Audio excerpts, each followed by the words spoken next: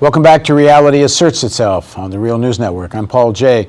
We're continuing our series of interviews with Catarina Principe, and she joins us now in the studio. Thanks for joining us again. Catarina is an organizer with the Left Bloc in Portugal, De Linke in Germany. She's continues to write for Jacobin magazine. Thanks for joining us again. So we're just going to pick up the conversation where we left off. Go back and watch the other segments, and you'll know what we're talking about. So we were talking about the relationship of building a mass movement in Portugal and the question of building a party, and how in the United States particularly, a lot of the left has seen anything electoral winds up either getting vacuum cleaned up by the Democratic Party or so marginalized it seems like a waste of effort, with the exception of a few breakthroughs in some cities. The Green Party is certainly making a big effort here, and there's some others, but I think it seems like the Green Party is the most organized nationally as a progressive third party. But you were talking about the experience of movement and party in Portugal, and you were about to make another point. Yeah, I was about to say that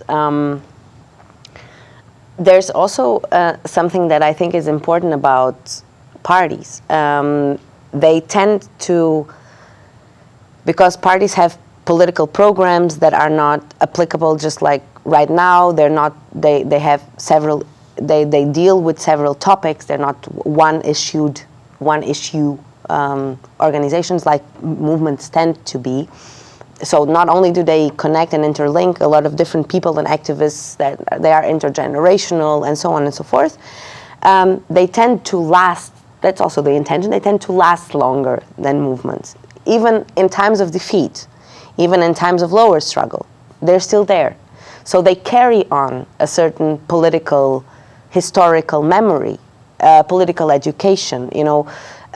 This is a very important thing, because parties are also structures that keep on discussing, preparing people, talking to people, trying to win people, trying to dispute society in small steps.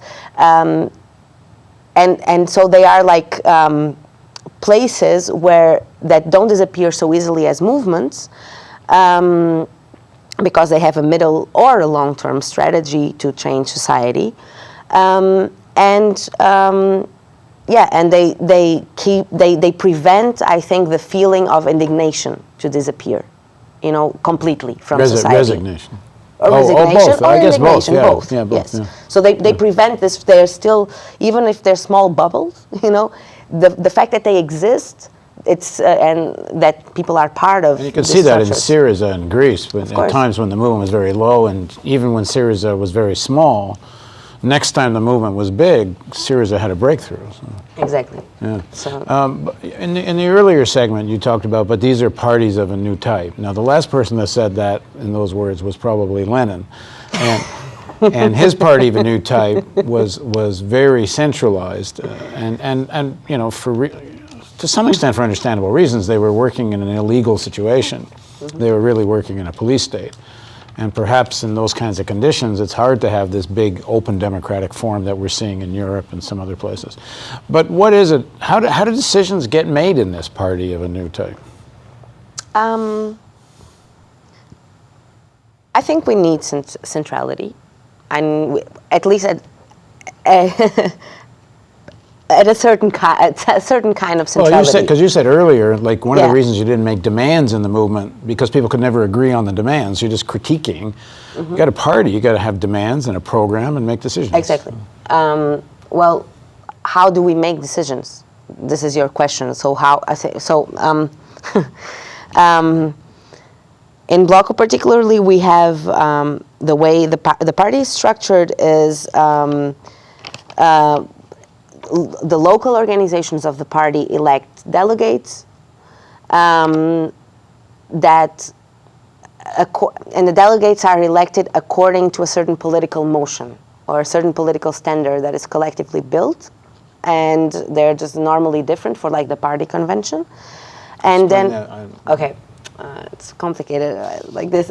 So when we have a Congress, a national Congress, right? So all the party comes together to decide on the next 2 years, what is going to be our political stand on everything and what is going to be our strategy to dispute politics for the next 2 years. How Bloc was organized, and different parties in Europe are organized differently. Like Die Linke, for example, in Germany is organized differently. But how in Bloc we organize is the local structures of Bloc. So people organize inside the party according to a certain orientation, strategical orientation. We call that a motion. So it's like a document where we lay out a strategy and the political analysis of the current political situation, what we want to achieve, and so on and so forth. And people are elected as delegates according to their political stance. So according to which motion they belong to. So there's more than one strategy. Yeah. And people are, I support this strategy, you get elected, now you represent that strategy. Exactly. And then these people are elected on a local basis, and they go as delegates to the party congress, and then there is a discussion. People are not forced to vote. All the delegates have individual mandates, so they tendentially vote for the strategy that they defended. What's an example of a couple of differing strategies? Like, what would make them any different from each other? There hasn't been so many different, very, very different strategies, but there are some issues that have been of high discussion in Bloc. One of them is, for example, our relation to the Socialist Party. Should we go into coalition governments with them, for example, at the local level? At the national level, I think this question was always more or less excluded, but should we go into coalitions with them at the local level or not? What should we build around? Which kind of campaign should we build? Should we build around, for example, our last Congress, there was... Let's take that one. Okay. All right, so somebody says, I'm for the strategy of a local alliance with the Socialist Party, and someone over here says, I'm not, and here's our strategy. Both can be elected. Yes. Because the people who agree with this will elect their representative for that, and same for this. Yes. At some point, there has to actually be a decision. Yes, there's a majority decision. At the party convention. At the party convention. Or the party congress. Where everybody votes? Where all the delegates vote. All the delegates vote. Yes. And they will say, okay, so the representatiors for this strategy will make their case, and these will make their case, and then there's a vote. And in the end, there's a vote. And then there's... Exactly. And what happened on that vote? What was the decision? It's complicated to say because it was not neither of the motions were built. This was just part of the discussion. Neither of the motions were built like with this centrality, but we tendentially do not ally with the Socialist Party unless there's situations of exception. There are some situations of exception where we have decided that it would make sense, but as a rule, we don't go into any kind of coalition governments with the Social Democrats. I mean, it's very interesting because you're making room at the National Convention for a diversity of opinion. But how, even who gets to represent a certain motion, say, there has to be some criteria because you could have 100 of them. 100, you could have some person who just wants to have a fight and argument. I mean, how do you establish which are the motions worthy of voting for? Is there they have to get a certain number of votes? Is there a bar there? Or? No. The motions are presented before the Congress. Yeah, I'm saying that. Yeah. Okay, so the delegates that go to the Congress, they go according, like they are representatives of a certain motion. But any motion can show up. The only thing you need is the support of 15 members. That's what I'm getting party. at. You need 15 people and the motion goes. That's what I'm getting at. Yes. Okay. All right. Then there's some kind of, is there some executive committee elected at this National Congress? Yes, and the National Congress elects the national leadership and decides which is proportional. So each motion has related to it a slate of people that are running for the national leadership. The national leadership is composed proportionally. So if one motion gets, let's say, 60%, it elects 60% of the national leadership, and another motion gets 20, it elects 20% of the places. So it's proportional. And the strategy paper that is voted by majority is the one that is applied as for the next 2 years. But the voices of the other strategies are on Are the all- National Committee, yes. so even if they lose They still have... they're still there to have a say. Yes. Very interesting. How does it work in Germany? Now this is called Die Linke, which is the left, yes, which you also work with. There's in Die Linke, there's individual voting. So we have slate voting. So we have slate voting that is connected to a motion of orientation. In Die Linke, there are no motions of orientation in the same way. Like people come to the Congress and they discuss on several issues, and people present themselves for the leadership and individually. They say what more or less they stand for, but it's a less, I would say it's a less collective and organized way of structuring the party. And are you familiar with Podemos? How do they do it? Oh, I don't know. I don't know exactly how they, I think they only had one big convention yet because they just formed as a party. So I'm not familiar exactly how did they, how the process was. And in Portugal, I mean, many of the movements have their own kind of leadership structures, I assume. How do the movements relate to Left Bloc? Or is interchangeable? The people that are activists in the movement are mostly also activists in Left Bloc? A lot of people that are activists in the movement are members of the Left Bloc, but many are also not. Some of the people that are activists in the social movement are members of the Communist Party. Many are also not, right? So the relation between Bloc and the movements is a bit, it has been, how do you say this, deteriorated in the last years. Why? I think because we took kind of a little bit of an institutional turn after 2009, and in 2011 when we lost half of the votes. Going from 10% to 5%. To 5%. There was a very big internal crisis that still goes on. And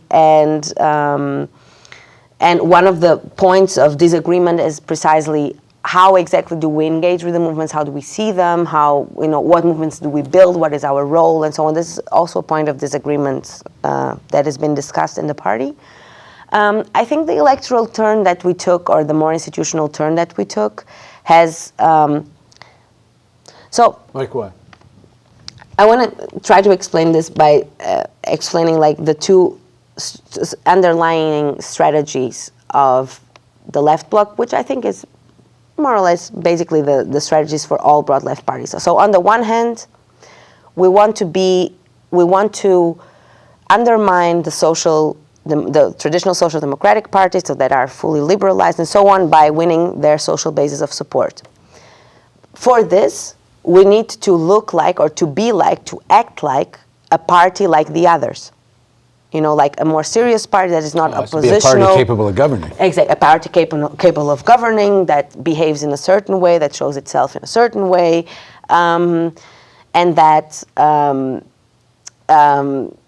that has this like feeling of responsibility and so on, so that these people would trust us, so to say. At the same time, there's 40% of people in Portugal that don't vote. And we want to engage with these people. And as it has happened all over Europe, one of the big critiques has been to this political system as it is, that this kind of political system is not represented, it's not democratic, and so on and so forth. So people are very angry with this kind of like dual party system that doesn't really represent us, and that voting is not enough, and so on and so forth. So a lot of people have stopped voting or vote for left parties as an opposition or as a form of discontent. So we have tried these two strategies to being a kind of a new party, a party that is not a party like the others, and I don't think we are a party like the others at all, but still, to convince these people that it's worth engaging with us, it's worth voting for us, it's worth organizing with us, and at the same time, because we want to undermine the basis of the traditional social democracy, we need to look a little bit more like a party of the others, like the others. So, for the people who don't like this political system as it is right now, we are too much a party like the others. And for the people who still agree or still are in, or are not so critical about this political system, we are too few a party like the others because we're too radical or so on. So we pointed in two directions and we lost both. This is my explanation for what happened. So for the movements, what happened is we became a little bit too much a party like the others, but not enough in order to break social democracy. So what do you advocate? I advocate the movement orientation. Always did, and now more than ever. I think, especially in moments of crisis, left-wing parties have a very important role to play in being an instrument of concrete daily social intervention. So I know you know the Greek situation. Syriza had to face the same issues. How do you look like you're ready to govern at the same time not lose your connection to the movements and people in the streets? How did they deal with it?